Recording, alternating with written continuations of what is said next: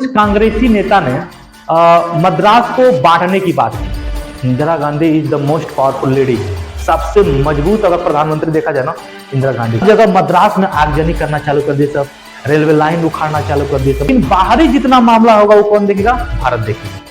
56 दिनों तक अनशन में बैठ कर भूख हड़ताल है। अब तमिल वाले बोले हम तेलुगु वाले के साथ नहीं रहेंगे। जून 1948 में धर आयोग का गठन किया गया।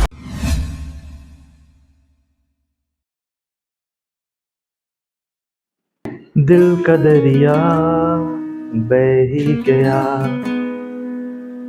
इसकी इबादत तू बन गया, खुद को मुझे तू सौंप दे, मेरी जरूरत तू बन गया। बात दिल की नजरों ने की, सच कह रहा तेरी कसम, तेरे बिन अब न लेंगे एक भी दम, तुझे कितना चाहने लगे हम। चलो देखो यार, बहुत गाना वाना हो गया। आज का टॉपिक अब देखो, अब संविधान हम लोग पढ़ना स्टार्ट करेंगे। अभी तक तो इंडियन आइडल चल रहा था, क्योंकि मैं सोचता हूँ बहुत अच्छा गाता हूँ। क्यों? जब वो लगता है ना अच्छा गाता हूँ मैं। हाँ, तुम लोग चुट्टा चढ़ाओ ताकि हम जाके इंडियन आइडल में चले, तुम्ही को लेके जाएंगे, ठीक है ना। देखो आज का टॉपिक है भाग 1। अब यहाँ से संविधान हम लोग पढ़ेंगे, पूरा का पूरा संविधान पढ़ेंगे। क्या पढ़ेंगे अब? पूरा का पूरा, यानी कि भाग 1 से हम लोग पढ़ना चालू करेंगे भाग 22 तक, ठीक है। तब ध्यान देना, जितना एग्जाम में जरूरत होता है उतना हम लोग पढ़ेंगे, ठीक है ना। वनडे एग्जाम में जितना आता है उतना आपको पूरा संविधान का ज्ञाता थोड़ी बनना है, ठीक है ना। जितना एग्जाम से संबंधित प्रश्न आता है उसको दिमाग में रखना है और चीजों को समझते हुए भी चलना है। तो भाग 1 है, भाग 1 में पढ़ेंगे संघ एवं उसके राज्य क्षेत्र, आर्टिकल 1 से लेकर 4 तक पढ़ेंगे। तो मैं तुमसे एक पहला सा क्वेश्चन पूछता हूं। प्रश्न ये है मेरा कि हमारे देश का नाम क्या है? बताओ। इंडिया। इंडिया और भारत और हिंदुस्तान और जम्बू द्वीपे, भारत खंडे, आर्यावर्ते, एक नगरी है विख्यात अयोध्या धाम की। बोल दो, बोल बोल बोल, सब बोल। देखो यार, देखो हमारे देश का जो नाम है ना पहले ही आर्टिकल में मिलता है। एक पहले आर्टिकल में ही लिखा गया है कि भारत, आर्टिकल 1 में लिखा गया है भारत जो कि इंडिया है राज्यों का संघ होगा, आर्टिकल 1 में लिखा गया है। और भारत में वही राज्य आएंगे जो अनुसूची 1 में दिए गए हैं, यानी अनुसूची 1 में जिन जिन राज्यों का उल्लेख किया गया है वही भारत संघ में शामिल है, ठीक है। और उनका राज्य क्षेत्र भी किस अनुसूची में दिया गया? अनुसूची 1 में दिया गया, ठीक ना। तो आर्टिकल 1 में क्या लिखा गया? आर्टिकल 1 में लिखा गया कि भारत जो कि इंडिया है राज्यों का संघ होगा, ठीक है। अब आर्टिकल 2 देखो, आर्टिकल 2 में लिखा गया है कि संसद को संघ में नए राज्यों का प्रवेश तथा स्थापना करने के लिए विधि बनाने का अधिकार है। मतलब संसद जो है नए राज्यों को स्थापित कर सकती है, उसके लिए वो विधि या कानून बना सकती है, ठीक है। अब देखो संसद ऐसा किया भी है। आप देखेंगे सिक्किम को एक एग्जांपल के रूप में मैं ले रहा हूं। सिक्किम देखेंगे ना तो 1974 से पहले सिक्किम भारत में शामिल नहीं था, समझा ना। 1974 से पहले सिक्किम एक अलग देश हुआ करता था, लेकिन जैसे ही चाइना की जो विस्तारवादी जो नीति है, क्षेत्र विस्तारवादी नीति जो है, वो सिक्किम पे जब पड़ी, यानी कि चाइना ने जब सिक्किम को अपने कंट्रोल में करने की कोशिश किया, तो वहां पे एक चोग्याल वंश के राजा थे, वो घबरा गए। अब वो देखे कि हमको सहायता कौन करेगा, तो चाइना हमको हड़प लेगा, पूरा हड़प रहा है, भूटान पूरा हड़प रहा है। तो इंडिया से बॉर्डर लगता है सिक्किम का, वो भागे भागे इंडिया में उस समय आपके प्रधानमंत्री थे Indira Gandhi is the most powerful lady, सबसे मजबूत अगर प्रधानमंत्री देखा जाए ना इंदिरा गांधी थी। एक तरह से डिक्टेटर भी कह सकते हैं उनको। अब डिक्टेटर कहना अब कुछ कांग्रेसियों को बुरा लग जाएगा, लेकिन अगर आप इतिहास पढ़ेंगे तो इंदिरा गांधी बहुत मजबूत लेडी मानी जाती है ना। रजिया सुल्तान के बाद कौन थी आपकी? इंदिरा गांधी थी। रानी लक्ष्मीबाई भी है, तौहीन नहीं कर रहे हैं हम, बस मैं आपको बोल रहा हूं, ठीक है ना। तो इंदिरा गांधी की बात किया जाए तो इंदिरा गांधी उस समय प्रधानमंत्री थी। तो चोग्याल वंश का जो राजा था वो भारत आया। भारत आने के बाद इंदिरा गांधी से बोला कि आप हमें चाइना से रक्षा करने में मेरी मदद करिए, ठीक है। इंदिरा गांधी बोली, करे भाई तो भारत के पास क्यों आया, यूनाइटेड नेशन जाओ, भाई यूएन इसीलिए बना है, अगर कोई देश दूसरे देश पे अब बिना वजह का अटैक करता है या उसको हड़पने की कोशिश करता है, यूनाइटेड नेशन बना हुआ है, आप यूनाइटेड नेशन के पास जाइए। तो सिक्किम के राजा ने कहा कि यूनाइटेड नेशन बात सुन नहीं रहा है, आप ही हमको क्या करिए, हेल्प करिए। तो इंदिरा गांधी ने कहा कि देखिए, अंतर्राष्ट्रीय संधि और समझौते के अनुसार अगर आप भारत के हिस्सा रहेंगे, अगर इंटरनेशनल लेवल पर देखा जाए तो अगर आप भारत के हिस्सा हैं, तब अगर चाइना आक्रमण करता है तो भारत पे आक्रमण माना जाएगा। लेकिन आप तो भारत के हिस्सा है नहीं, तो पहले आप भारत का हिस्सा बनिए, ठीक ना। अब देखिए इंदिरा गांधी ने कितना बड़ा गेम खेला। तो सिक्किम के राजा बोला नहीं नहीं नहीं, ऐसे नहीं हो सकता है। तो ये हुआ कि अच्छा ठीक है, आप पूरी तरीके से भारत में मत शामिल होइए, भारत को बस आप आपके देश से संबंधित जितने भी अंतरराष्ट्रीय रिलेशनशिप है, सुरक्षा का मामला है, वो आप क्या करिए, भारत से के साथ क्या करिए, समझौता कर लीजिए। तो सिक्किम को राजा को बढ़िया लगा कि अरे भाई, अंदर प्रशासन हम चलाएंगे और जितना भी बाहर का मामला है वो हमारा कौन देखेगा, इंडिया देखेगा। समझ में आ रहा है। तो 35वां संविधान संशोधन 1974, संविधान ध्यान देंगे, 35वां संविधान संशोधन 1974 के तहत सिक्किम को भारत का सह राज्य बनाया गया। सह राज्य मतलब कि भारत जो होगा सिक्किम के आंतरिक मामले में, यानी कि अंदर के प्रशासन के मामले में हस्तक्षेप नहीं करेगा, लेकिन बाहरी जितना मामला होगा वो कौन देखेगा, भारत देखेगा। तो 35वां संविधान संशोधन के तहत सिक्किम को सह राज्य बनाएगा 1974 में। लेकिन जैसे चोग्याल वंश का राजा मरा, उसका एक छोटा सा बेटा था, ठीक है ना। तो इंदिरा गांधी जब देखी कि भाई कोई है ये नहीं है, तो उन्होंने क्या की, डायरेक्ट 36वां संविधान संशोधन की 1975 में, और सिक्किम को पूरी तरीके से भारत में मिला लिया। तो 1975 से लेकर के सिक्किम क्या है, भारत का एक अभिन्न अंग है। और इसके लिए सिक्किम को आप देखेंगे स्पेशल, सिक्किम के लिए स्पेशल एक आर्टिकल बनाया गया, आर्टिकल 2 का ए, क्योंकि आर्टिकल 2 में हम बताया है कि भारत संसद को भारत संघ में नए राज्यों का प्रवेश तथा स्थापना करने के लिए विधि और कानून बनाने का अधिकार है। ये नए राज्य बन रहा है कि नहीं, तो इसके लिए उसने विधि या कानून बनाया आर्टिकल 2 का क, और उसमें सिक्किम से संबंधित प्रावधान लिखे गए हैं। समझे, तब से सिक्किम भारत का क्या है, अभिन्न हिस्सा हो गया। यानी कि मैं कह सकता हूं कि 36वां संविधान संशोधन 1975 के तहत सिक्किम को पूर्ण रूप से 22वां राज्य बनाया गया। कितने नंबर का राज्य बना, 22वें नंबर का राज्य बना। ये रहा आर्टिकल 2। आर्टिकल 3 की बात करें, आर्टिकल 3 की बात अभी मैं पूरा लिख दूंगा, टेंशन नहीं लेना है। आर्टिकल 3 की बात करें तो आर्टिकल 3 में लिखा गया है कि संसद जो होगा किसी राज्य के क्षेत्र में परिवर्तन कर सकता है, उस राज्य से दूसरे नए राज्य का गठन कर सकता है, तथा राज्य के क्षेत्र सीमा नाम में परिवर्तन कर सकता है। समझ आ रहा ना, ये लिखा गया आर्टिकल 3 में। अब दोनों में बहुत कंफ्यूजन होगा, आर्टिकल 2 और आर्टिकल 3 में। आर्टिकल 2 के तहत अगर कोई विदेशी देश है भारत में शामिल होना चाहता है तो आर्टिकल 2 के तहत शामिल करेंगे। लेकिन अगर कोई बड़ा सा राज्य, भारत का ही राज्य है, अगर उसको काट के छोटा सा राज्य बनाना है, 2 राज्यों में बनाना है, तो आर्टिकल 3 के तहत करेंगे। जैसे उत्तर प्रदेश का एग्जाम्पल ले लेते हैं। 2000 के पहले आप देखेंगे उत्तर प्रदेश और उत्तरांचल यानी कि उत्तराखंड एक ही में था। समझ रहे ना। तो क्या हुआ, 9 नवंबर सन 2000 को क्या किया गया, उत्तर प्रदेश से काट करके उत्तराखंड को अलग कर दिया गया, क्योंकि बड़ा राज्य था। उसी तरह बिहार और झारखंड एक ही में था, तो बिहार को 2 भागों में बांट दिया गया। तो बड़ा राज्य है, तो राज्य को अगर बांटना होगा तो आर्टिकल 3 के तहत बांटेंगे। लेकिन अगर कोई विदेशी राज्य भारत में शामिल होगा तो आर्टिकल 2 के तहत शामिल करेंगे। समय ये आर्टिकल 3, ठीक है। हाँ, राज्य के नाम में भी परिवर्तन कर सकती है। जैसे पहले उत्तर प्रदेश का नाम संयुक्त प्रांत होता था, उत्तर प्रदेश कर दिया गया। पहले उड़ीसा होता था, फिर ओडिशा हो गया। समझ रहे नहीं, पहले मद्रास होता था, अब क्या हो गया, तमिलनाडु हो गया है। पहले बंबई होता था, अब महाराष्ट्र हो गया है।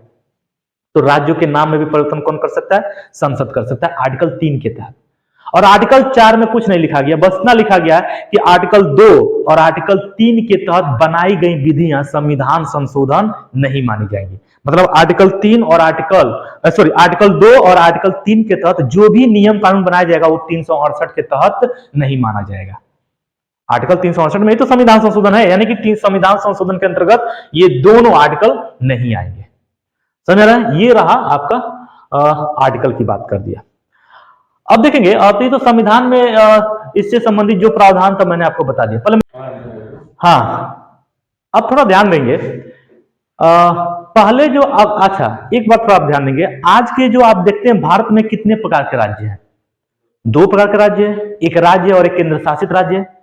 लेकिन पहले ऐसा नहीं था। पहले 4 प्रकार के राज्य हुआ करते थे।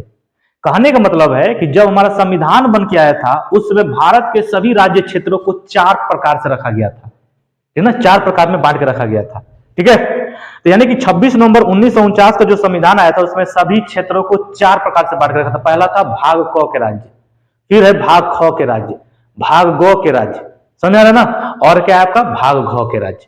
तो भाग क के राज्य में ऐसे राज्य रखे गए थे जो 1935 के भारत शासन अधिनियम के तहत राज्य घोषित किए गए थे।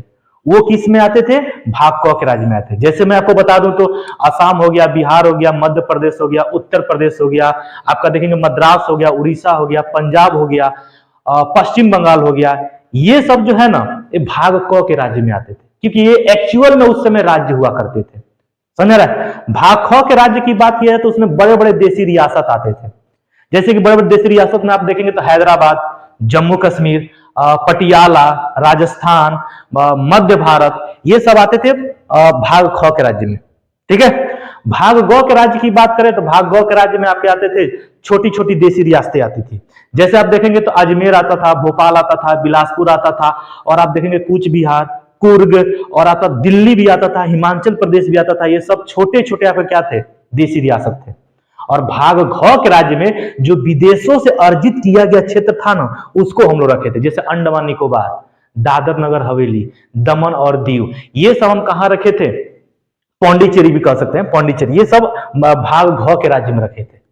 तो ये 4 प्रकार के राज्य हुआ करते थे, समझ आ रहा ना। जब 26 नवंबर 1949 का संविधान आया था तो उस समय 4 प्रकार के यही राज्य हुआ करते थे। लेकिन ऐसा क्या हुआ कि इन 4 प्रकार के राज्यों को समाप्त करके 2 प्रकार के राज्यों में बदल दिया गया। तो इसके पीछे बहुत लंबी कहानी है, मैं संक्षेप में आपको समझाता हूं, ठीक है ना। अब ध्यान देंगे। बात यह है कि जब हमारा संविधान बन के तैयार हो गया तो उस समय आप देखेंगे भारत में, उस समय ब्रिटिश भारत आप देखें, यानी कि जब अंग्रेजों का शासन था उस समय का भारत आप देखेंगे तो उस समय बहुत बड़े बड़े राज्य हुआ करते थे। मैं थोड़ा मैप बना के आपको बताता हूं, ठीक है ना। मेरे देश की धरती, ठीक है ना, ये भारत है, बस निचला हिस्सा ही हमको आता बनाने के लिए, ऊपर वाला हिस्सा बहुत कॉम्प्लिकेटेड है, ठीक है। तो आप देखेंगे बहुत बड़े बड़े राज्य हुआ करते थे, ठीक है ना। जैसे मैं एक राज्य लेता हूं मद्रास प्रेसिडेंसी, ठीक है ना। तो मद्रास प्रेसिडेंसी में पूरा का पूरा आंध्र प्रदेश आता था, ठीक है, पूरा पूरा आंध्र प्रदेश, और पूरा का पूरा तमिलनाडु, और पूरा का पूरा तेलंगाना, समझ रहे नहीं। इतना बड़ा राज्य जो होता था, मैं अगर इसे मिटा दूं, इतना बड़ा राज्य जो होता था आपका क्या बनता था? मद्रास प्रेसिडेंसी बनता था। बंबई की बात करें तो बंबई में उस समय पूरा पूरा गुजरात आता था, अब पूरा का पूरा महाराष्ट्र आता था। ये पूरा उस समय क्या होता था? बंबई प्रेसिडेंसी कहलाता था, समझ रहे ना। तो एक घटना हुआ 1948 में। देखो घटना क्या हुआ था कि 1948 में मद्रास प्रेसिडेंसी में कुछ कांग्रेसी नेता ने मद्रास को बांटने की बात की। और किस आधार पर बांटने की बात की? भाषा के आधार पर बांटने की बात की। कहा कि मद्रास, मतलब कि मद्रास में जो लोग रहते थे, मद्रास में उस समय 2 भाषा बोलने वाले लोग रहते थे, एक तेलुगु बोलने वाले रहते थे, एक तमिल बोलने वाले रहते थे। तो किसी कारणवश इन दोनों में विवाद हो गया, दोनों भाषाओं के लोगों में। तेलुगु वाले बोले कि हम तमिल वाले के साथ नहीं रहेंगे, और तमिल वाले बोले हम तेलुगु वाले के साथ नहीं रहेंगे। तो भाषा को लेकर यहां पर विवाद हो गया। कहां? मद्रास प्रेसिडेंसी में। तो भाषा लेकर जब विवाद हो गया तो मद्रास को भाषा के आधार पर बांटने के लिए इन्होंने आंदोलन करना चालू कर दिया, ठीक है। आप देखेंगे उस समय केंद्र में भी किसी सरकार थी? कांग्रेस की, और राज्यों में भी लगभग किसी सरकार थी? यहां पे इस समय यानी मद्रास में वो भी कांग्रेस की सरकार थी। तो जब केंद्र सरकार के पास ये बात पहुंची कि भाषा के आधार पर राज्यों को बांटना है, तो उन्होंने समीक्षा करने के लिए कि क्या भाषा के आधार पर राज्यों को बांटा जा सकता है, उन्होंने समीक्षा करने के लिए एक आयोग बनाया, और उस आयोग का नाम था धर आयोग। क्या नाम था? धर आयोग। जून 1948 में धर आयोग का गठन किया गया, और दिसंबर 1948 में धर आयोग ने अपना रिपोर्ट सौंपा था, समझ रहा है। अब धर जो थे ना, यस के धर सुप्रीम कोर्ट के रिटायर्ड जज थे, सुप्रीम कोर्ट नहीं कह सकते हैं, यानी कि हमारा जो संघीय न्यायालय था ना उसके एक रिटायर्ड जज थे, एस के धर, उन्हीं की अध्यक्षता में ये आयोग बना था। अब इस आयोग ने क्या किया? दिसंबर 1948 में अपना रिपोर्ट जारी किया, और जब रिपोर्ट दिया तो उसने कहा कि भाषा के आधार पर राज्यों को नहीं बांट सकते, क्योंकि अगर भाषा के आधार पर राज्यों को बांटेंगे ना, तो अभी अभी देश बटा है धर्म के आधार पर, अब भाषा के आधार पर बांटना चालू कर देंगे तो बहुत मुश्किलें आने चालू हो जाएंगी। क्योंकि जब यहां बांटेंगे तो यहां पे भी तो बांटना चालू हो जाएगा। है कुछ लोग कहेंगे कि हम गुजरातियों के साथ नहीं रहेंगे, और ये लोग कहेंगे हम मराठियों के साथ नहीं रहेंगे। हर जगह मारकाट चालू है। पहले हरियाणा और पंजाब एक ही में था। हरियाणवी वाले लोग कहेंगे कि हम पंजाबी बोलने वाले के साथ नहीं रहेंगे, पंजाबी वाले बोलेंगे हरियाणवी बोलने वाले के साथ नहीं रहेंगे। तो अभी अभी देश को बंटवारा हुआ है धर्म के आधार पे, तो अभी भाषा के आधार पर राज्यों को नहीं बांटना चाहिए। तो धर आयोग ने अपना रिपोर्ट दे दिया। जैसे ही धर आयोग ने अपना रिपोर्ट दिया, वैसे ही मद्रास प्रेसिडेंसी में आंदोलन और ज्यादा भड़क गया। अब आंदोलन और तेज हो गया, तो सरकार आनन फानन में आकर के एक और समिति बनाई, जेबीपी समिति। उस जेबीपी समिति को भाषाई प्रांत समिति भी कहा जाता है। दिसंबर 1948 में इसका गठन किया गया, और जेबीपी समिति में 3 लोग थे। खुद भारत के प्रधानमंत्री सदस्य बने। जेबीपी समिति में 3 लोग थे। एक थे आपके जवाहरलाल नेहरू, दूसरे थे वल्लभ भाई पटेल जो गृह मंत्री का प्रभार संभाल रहे थे, उप प्रधानमंत्री भी थे, और तीसरे थे पट्टाभी सीतारमैया। इन तीनों लोग की एक समिति बनाई गई। ये समिति बनी और इस समिति ने अपना रिपोर्ट दिया। और जब रिपोर्ट दिया तो इन्होंने क्या किया, अपने रिपोर्ट में धर आयोग की बातों को दोहराया। कहा कि जांच करके इनको पता चला कि नहीं नहीं, भाषा के आधार पर राज्यों को हम बांट नहीं सकते हैं। अगर बांटेंगे तो प्रशासनिक सुधार के आधार पर बांट सकते हैं। मतलब अगर प्रशासन चलाने में, अगर कोई बड़ा राज्य है, प्रशासन चलाने में बहुत तकलीफ हो रहा है, तो प्रशासनिक सुधार के आधार पर हम राज्यों का बंटवारा कर सकते हैं। लेकिन कोई ये कहे कि तेलुगु बोलने वाले को एक स्पेशल राज्य दे दिया जाए, तमिल बोलने वालों को स्पेशल राज्य दे दिया जाए, तो ऐसा नहीं हो सकता है। जैसे जब ये समिति का रिपोर्ट आया, अब मद्रास में आंदोलनकारी एकदम उग्र रूप धारण कर लिए, और उसी में एक नेता उभर के आया, उनका नाम था पोट्टी श्री रामुलु। कांग्रेसी नेता थे, उनका नाम क्या था, पोट्टी श्री रामुलु। पोट्टी श्री रामुलु ने जब इस समिति की रिपोर्ट को पढ़ा, तो उन्होंने अनशन पे बैठ गए। 56 दिनों तक अनशन पे बैठे थे, भूख हड़ताल पे, और 97वें दिन इनकी मृत्यु हो गई। अब हम लोग सब जानते हैं, अगर कोई आंदोलनकारी है और कोई आंदोलन चल रहा है, अगर उसका नेता मर जाए तो जो आंदोलनकारी होते कितना उग्र रूप धारण करते हैं। हर जगह मद्रास में आगजनी करना चालू कर दिए सब, रेलवे लाइन उखाड़ना चालू कर दिए सब। मतलब जितना भी पब्लिक सेक्टर का सामान था, यानी कि जितनी भी सरकारी चीजें थी, सबको जलाना चालू कर दिए। एक तरफ से अराजकता इसमें फैल गई थी। तमिल वाले तेलुगु को मार रहे थे, सब मार के भगा रहे सब यहां से, और तेलुगु वाले इधर से तमिल वाले को मार के भगा रहे हैं सब कि जाओ भागो भागो। एकदम पूरा राज्य में एकदम मतलब कि अराजकता फैल गई थी, कंट्रोल करना मुश्किल था। ठीक है, तब सरकार आनन फानन में आकर के 1 अक्टूबर 1953 को मद्रास प्रेसिडेंसी को भाषा के आधार पर बांटा और मद्रास को 2 राज्यों में बनाया। यानी 1 अक्टूबर 1953 को भाषा के आधार पर पहला राज्य बनाया गया था आंध्र प्रदेश को। समझ, वो तेलुगु भाषी राज्य बना। कौन सा भाषी राज्य बना, तेलुगु भाषी राज्य। ठीक है, तो प्रश्न कभी ऐसे पूछा जाता है कि भाषा के आधार पर बनने वाला पहला राज्य कौन था, तो आपका आंध्र प्रदेश। कब इसका गठन हुआ था, 1 अक्टूबर 1953 को। ठीक है ना।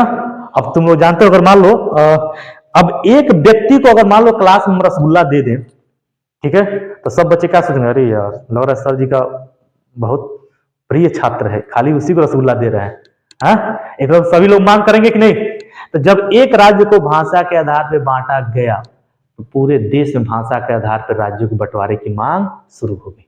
अब मांग होना चालू हो गया बंबई प्रेसिडेंसी में।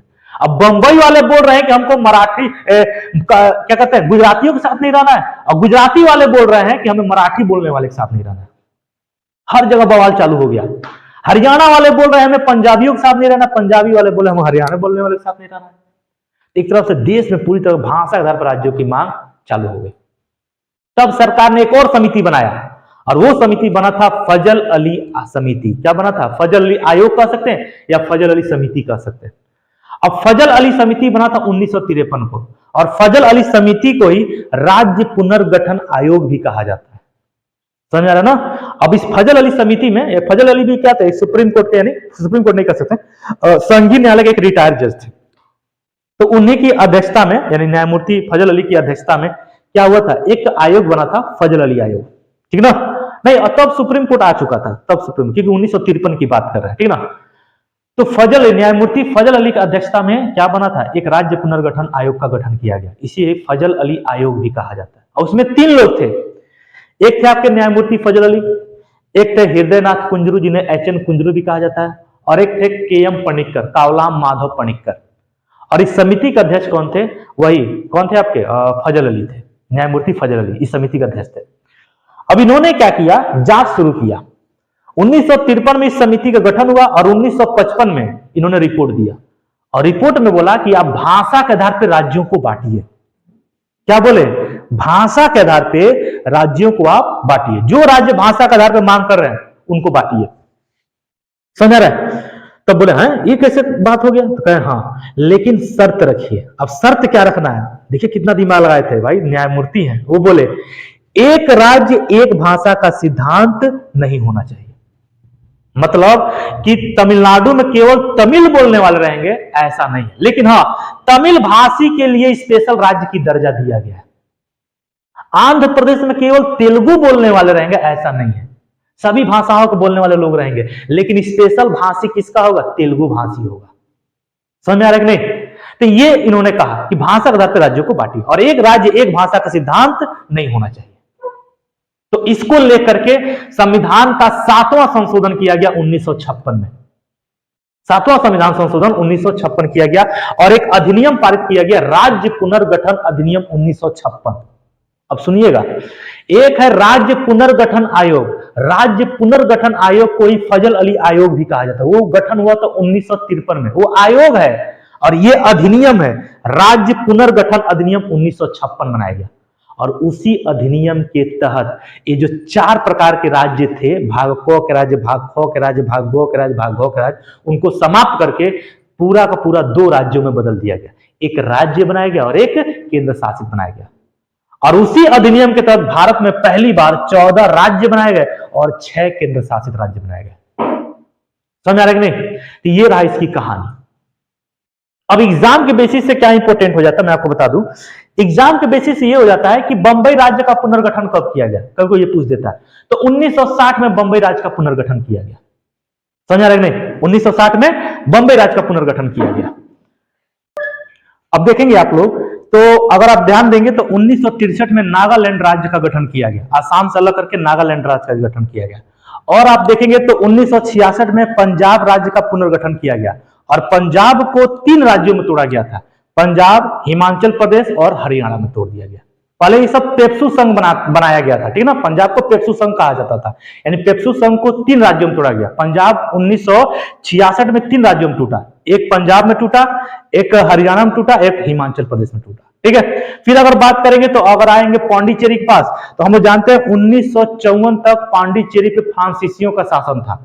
तो 1954 में फ्रांसीसियों से पांडिचेरी को क्या किया गया? स्वतंत्र कराया गया। फिर 1900 अगर देखेंगे तो 14वां संविधान संशोधन 1962 के तहत पांडिचेरी को केंद्र शासित राज्य बनाया गया।